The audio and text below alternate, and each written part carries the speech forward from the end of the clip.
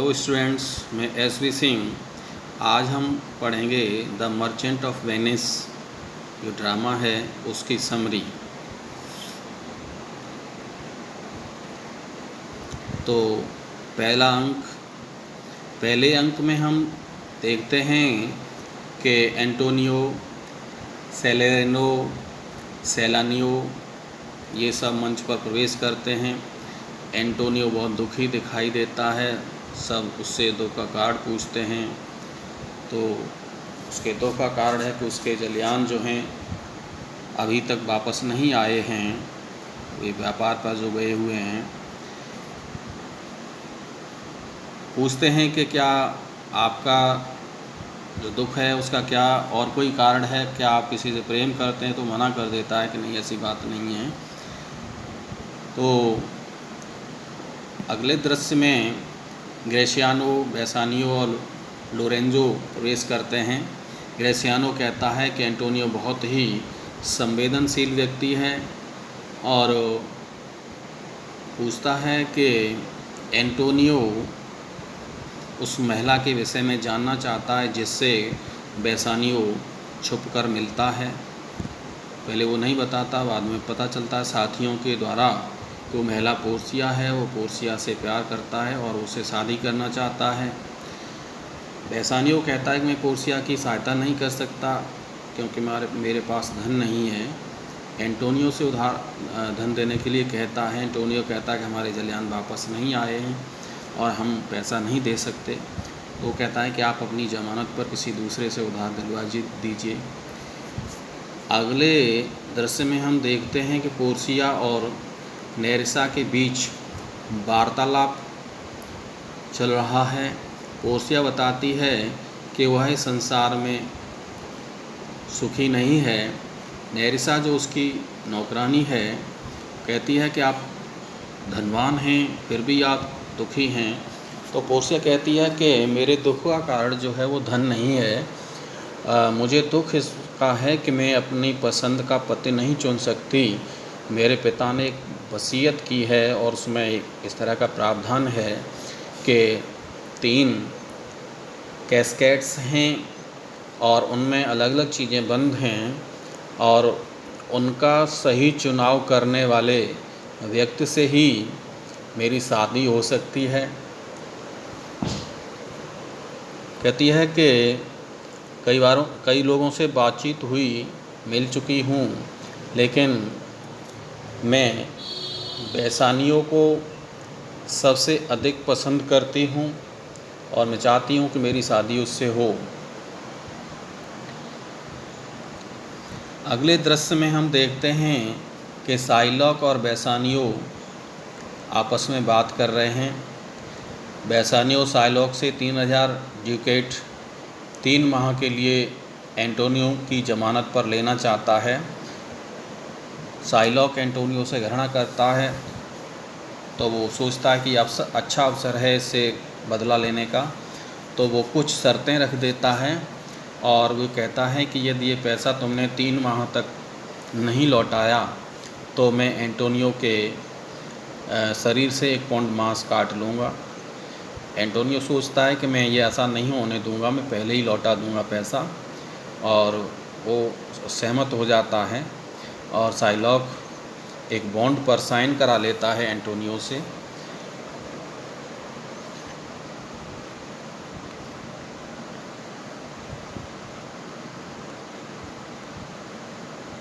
अगला दूसरा अंक शुरू होता है।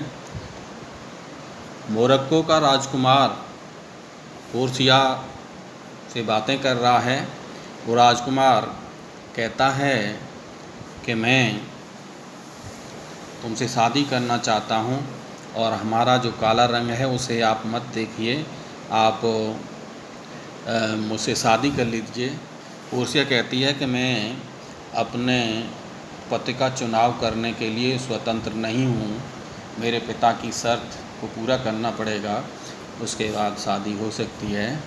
अगले दृश्य में हम लांसलॉट गोब्बो से परिचित होते हैं। वह साइलॉक के यहाँ से नौकरी छोड़ कर के और बेसानियो के यहाँ नौकरी पर जाने की बात कहता है। साइलॉक उससे कहता है कि आप ये अच्छा नहीं कर रहे हैं, आपको उतना आराम वहाँ नहीं मिलेगा जितना कि हमारे यहाँ मिल रहा था। इसी बीच मंच पर ग्रेसियानो उपस्थित होता है और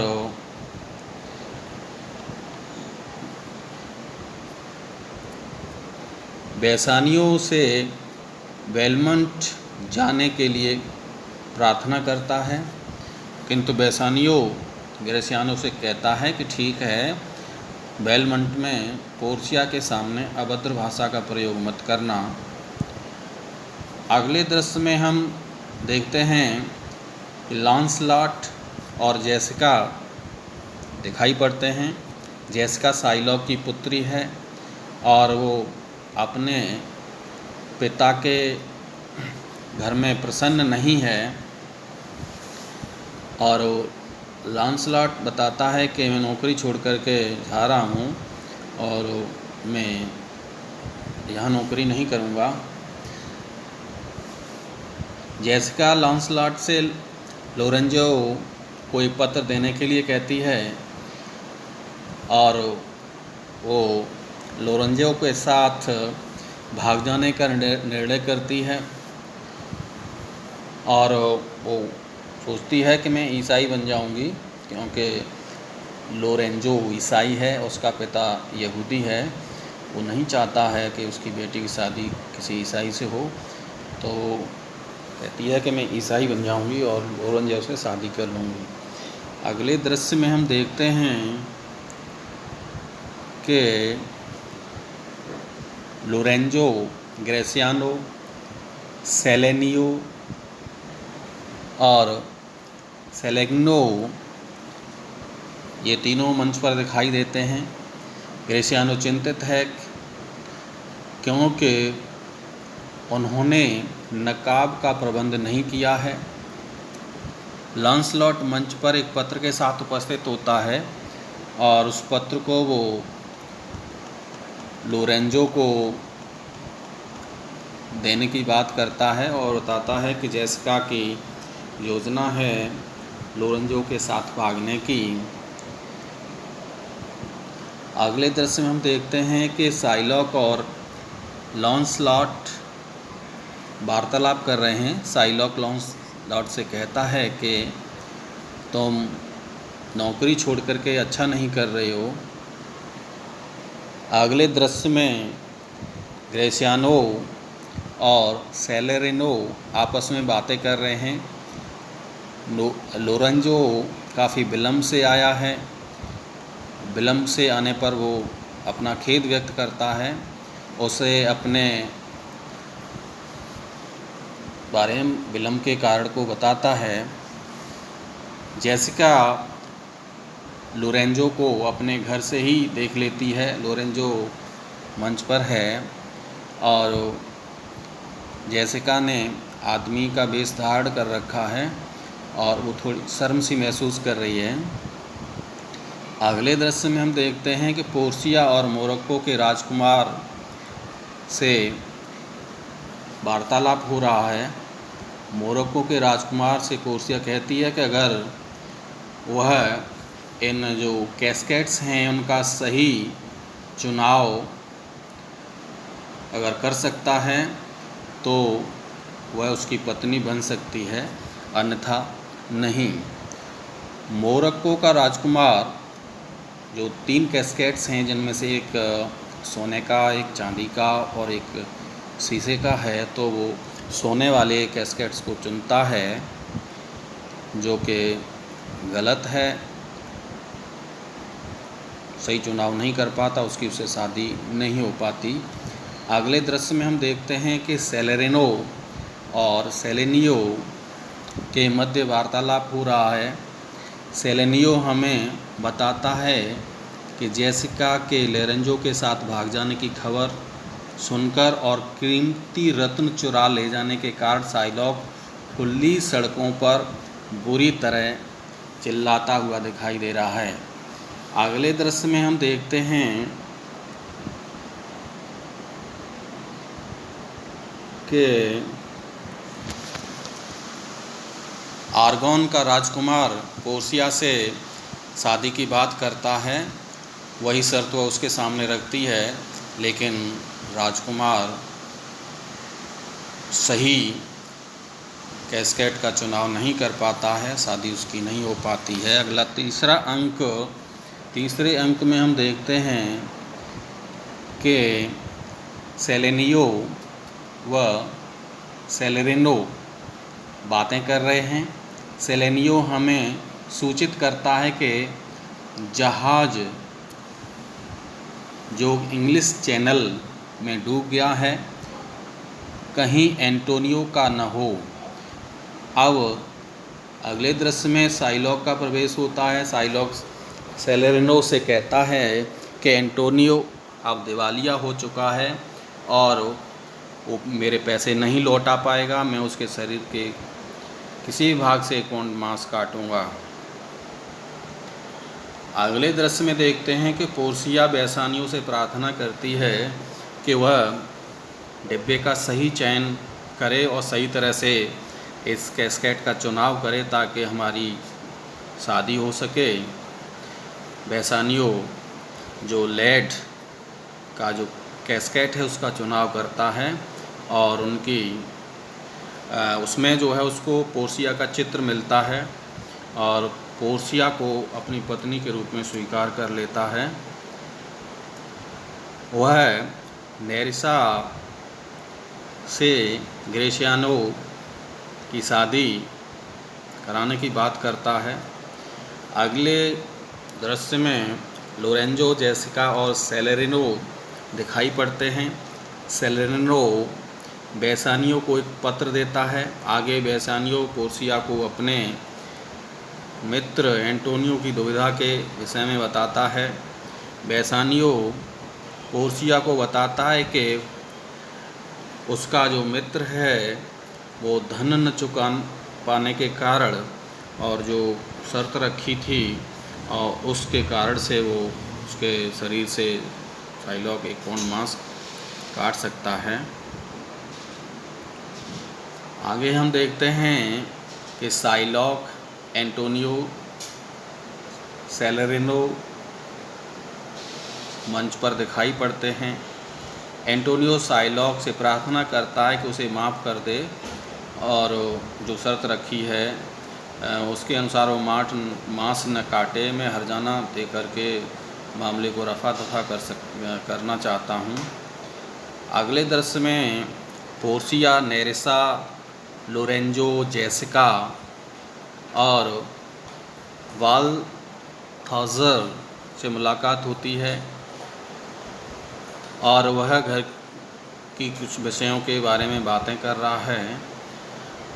लोरेंजो और जेसिका पोर्सिया की अनुपस्थिति में अपने मकान की रखवाली करने के लिए कहती है। पोर्सिया और नेरिसा अपने को पुरुष परिधानों में युक्त कर लेती हैं तथा नेरिसा को अपनी स्वयं की योजना के विषय में बताती हैं।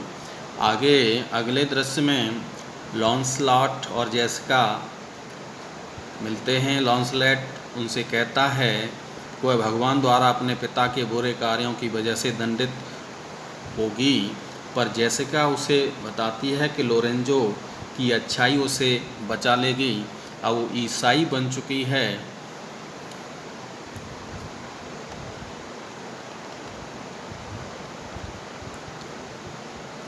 अगला जो चौथा अंक है वो न्यायालय का दृश्य है।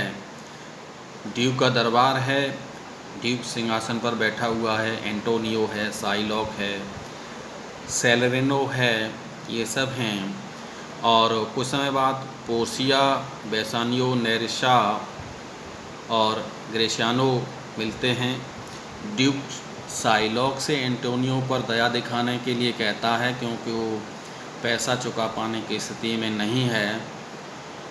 नेरिसा मंच पर एक पत्र के साथ आती है और इस पत्र की सहायता से पता चलता है कि डॉक्टर वेलेरियो बीमार है और वह जो है वकालत करने के लिए कोर्ट में नहीं आ सकता। उसने अपनी दूसरे किसी प्रतिस्थानी को भेजा है और वो पोर्सिया है जो आदमी के बेस में है और वकालत करने के लिए आई है।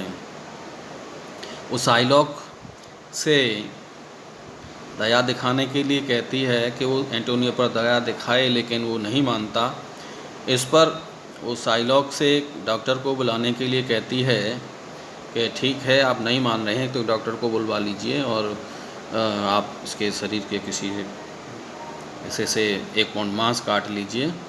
लेकिन कहता है कि आपने शर्त में ये नहीं कहा है कि जब आप मांस काटेंगे तो खून भी निकलेगा, तो खून भी नहीं निकलना चाहिए और एक बार में ही पूरा काट लेना है, 2 बार नहीं आप काट सकते हैं। तो ऐसा जब पोर्सिया अपना तर्क रखती है तो वो साइलॉक दुखी हो जाता है और वो कोर्ट छोड़ देता है। अगले दृश्य में देखते हैं कि ग्रेसियानो और पोर्सिया हैं और बेसानियों द्वारा भेजी गई अंगूठी ग्रेसियानो पोर्सिया को देता है। अब वह भी बताता है कि पोर्सिया बेसानियों के यहाँ रात्रि भोज पर आमंत्रित है, किंतु पोर्सिया मना करती है। पोर्सिया ग्रेसियानो से जेसिका को साइलॉक का मकान दिखाने के लिए कहती है। नेरिसा कहती है कि वह भी ग्रेसियानो से अंगूठी लेना पसंद करेगी।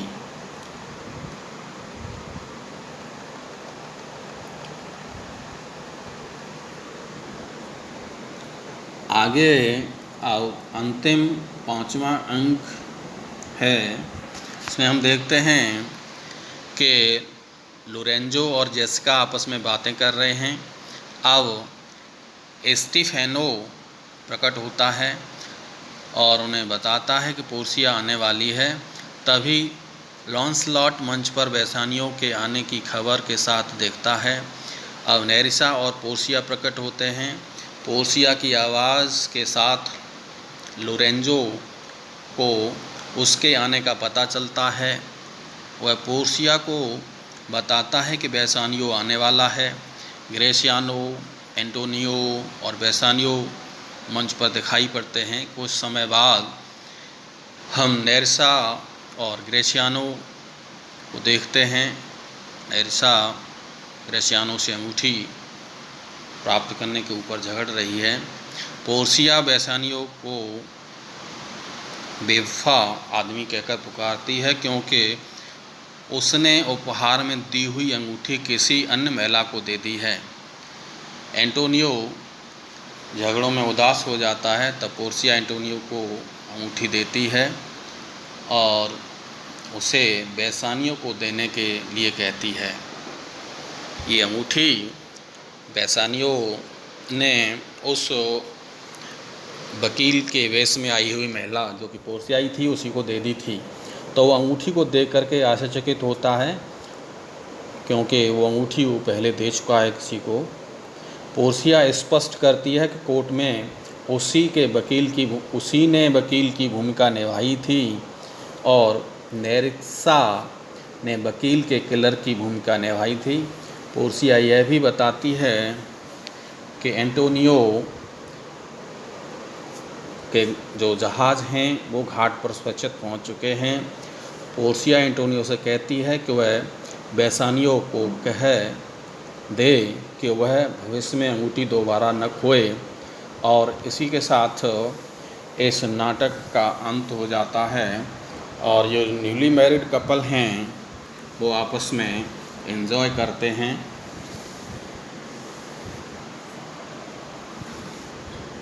धन्यवाद।